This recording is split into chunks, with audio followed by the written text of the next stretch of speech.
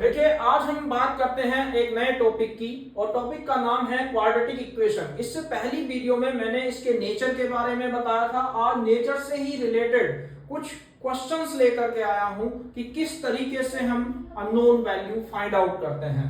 तो इसमें क्या है, find the value of k if the equation has equal roots. और यहाँ एक इक्वेशन दे रखी है x square minus 4x plus k equal to 0, यानी कि हमें के की वैल्यू फाइंड आउट करनी है। देखिए, पहली बात मैंने वहां की थी, जो कल की बात करते हैं उसे बाद रिकैप कर लेते हैं। तो उसमें क्या था, हम पहले नेचर निकाल रहे थे। तो नेचर में 3 केस थे। पहला, अगर d 0 से बड़ा आता है तो रूट्स कैसे होंगे, रियल होंगे और यूनिक होंगे। दूसरा, d अगर 0 के इक्वल आता है तो रूट्स कैसे होंगे, रियल होंगे और इक्वल होंगे। तो यहां पे रियल भी है और इक्वल भी है।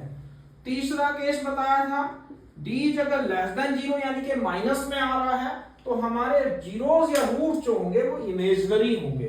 तो इससे रिलेटेड तो क्वेश्चन अभी 10th में नहीं आते, ठीक है। तो मेनली फर्स्ट और सेकंड है, लेकिन जो हम बात कर रहे हैं इस वाले क्वेश्चन की, तो उसमें क्या कहा, find the value of k if the equations has equal roots. और इक्वल रूट्स का मतलब क्या है, d इक्वल टू 0, यानी कि हमें जो काम करना है वो d इक्वल टू 0 पे करना है, ठीक है।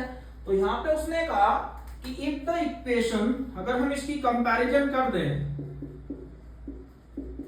ठीक है, तो यहां से a की वैल्यू कितनी होगी 1, b की वैल्यू -4, c की वैल्यू k। क्लियर है। अब वो कहता है कि रूट्स इक्वल हैं।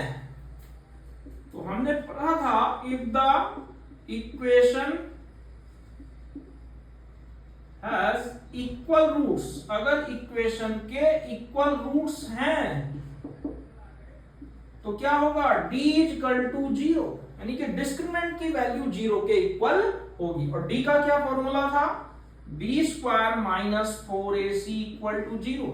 d की वैल्यू कितनी है, -4, a की वैल्यू 1, c की वैल्यू k। क्लियर है। 4 का square 16 minus 4c equal to 0। Clear. अब k, c की वैल्यू है k, तो यहां से 4k इक्वल टू 0। तो अगर 16 इधर प्लस हो रहा है तो उधर जाके माइनस होगा, तो -4k इक्वल टू -16, माइनस से माइनस कैंसिल। अगर तो यहां से कितना आ गया, 4k इक्वल टू 16। अगर 4 मल्टीप्लाई कर रहा है तो उधर जाके डिवाइड करेगा, तो 4 4 जा 16, तो k की वैल्यू कितनी आई, क्लियर। एक बार दोबारा देख लेते हैं। उसने कहा कि इक्वेशन हैज इक्वल रूट्स, तो सबसे पहले हम d निकालेंगे, डिस्क्रिमिनेंट। और उसने कहा d इक्वल रूट्स है तो d कितना होगा, 0। मैंने 3 केस अभी बताए थे। तो b स्क्वायर, d का formula b square minus 4ac 0 के इक्वल लग दिया। तो b की वैल्यू -4 का स्क्वायर प्लस 16 और a का 1, c की k। तो 4k यहां से 16 माइनस 4k इक्वल टू 0, तो 16 प्लस हो रहा था, इधर जाके माइनस हो गया, तो 4k इक्वल टू -16। 4 मल्टीप्लाई कर रहा है, इधर जाके डिवाइड करेगा, k इक्वल टू 16 अपॉन 4, तो k की वैल्यू कितनी आ गई, 4। क्लियर है। अब इसके बाद एक क्वेश्चन और देखते हैं। मान लो हमारे पास दूसरे क्वेश्चन में आ जाता है 2x square plus kx plus 3। दूसरा क्वेश्चन है 2x square plus kx plus 3 equal to 0। देखो, मेरे ख्याल से अब कोई कंफ्यूजन नहीं होगा, क्योंकि उसने कहा कि इक्वल रूट्स हैं, तो इसका मतलब d इक्वल टू कितना होगा, 0। d की वैल्यू क्या होती है, b square minus 4ac equal to 0। b की जगह हमने कितना रख दिया, k का square -4 into 2 into 3 equal to 0, ठीक है। अब k स्क्वायर 4 2 जा 8, 8 3 जा 24, तो यहां से k स्क्वायर किसके इक्वल हुआ, 24 के। तो k की वैल्यू आ गई प्लस माइनस √24। अब √24 का तो पता ही है, पहले फैक्टर करेंगे, ठीक है, क्लियर। अब जैसे ये दो पे है, अगर इसे मैं यहां लिख दूं तो ये कितना हो जाएगा, प्लस माइनस कितना 2 इंटू 2 इंटू 2 इंटू 3, ये तो पेयर बन गया, तो ये नहीं बन पाए, तो इसलिए आंसर हो गया प्लस माइनस 2√6। क्लियर है। तो यहाँ पे k equal two plus minus √24, तो इसकी वैल्यू जब यहाँ से 2, क्योंकि ये पेयर बन गया था तो एक बाहर आ गया, तो अगर इन दोनों के नहीं बन पाए तो 2 3 जा 6, इसलिए 2√6। क्लियर है। अगर हम ऐसे ही एक क्वेश्चन और देखें, क्वेश्चन नंबर 3 क्या कहता है। क्वेश्चन नंबर 3 इसमें है kx x minus 2, kx x minus 2 plus 6 equal to 0। देखिए अब यहाँ पे क्या है तो ये क्वाड्रेटिक, लेकिन अभी उस फॉर्म में नहीं आई है। क्वाड्रेटिक क्या होती है, ax square plus bx plus 6c equal to 0। तो जब हम यहाँ पे पहले इसकी इससे मल्टीप्लाई करेंगे क्या हो जाएगा, kx स्क्वायर, फिर इसकी इससे करेंगे माइनस 2kx और प्लस 6 इक्वल टू 0। क्लियर है। kx की x से करी, x इंटू x स्क्वायर, फिर 2 की k से करी तो 2k इंटू x प्लस 6। अब अगर इसकी कंपैरिजन करें किससे, ax square plus bx plus c equal to 0, comparison करो, वैल्यू रखो, a की k, b की माइनस 2k और c की कितनी हुई 6। क्लियर है। अब वो कहता है कि इक्वेशन हैज इक्वल रूट्स, तो इफ इक्वेशन हैज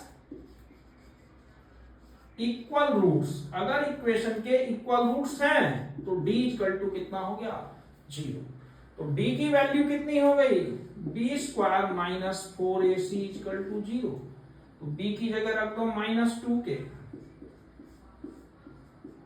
4, a की वैल्यू कितनी है k, c की वैल्यू 6, कितना हुआ 4k स्क्वायर, 2 का स्क्वायर 4, k का स्क्वायर k स्क्वायर, 4 6 जा 24k 0। क्लियर। अगर 4k दिख रहा होगा 4 और 24 में से क्या कॉमन आ रहा है 4, k स्क्वायर और k से क्या कॉमन आ रहा है k, तो यहां से क्या बचा k और यहां से बचेगा माइनस कितना 4 6 जा 24, तो यहां से दो वैल्यू निकलेंगी, एक k की इससे और एक इससे। तो जैसे हम इसे सोल्व कर रहे हैं, देखिए मान लो हमारे पास पहला कि 4k को हम 0 के इक्वल रख रहे हैं, तो यहां से k इक्वल टू 0/4, यानी कि k की वैल्यू कितनी आ गई 0, इससे निकल गया। अगला क्या है, if k minus 6 equal to 0, तो k की वैल्यू कितनी आ जाएगी। ठीक है। तो ये होते हैं नेचर से रिलेटेड क्वेश्चंस।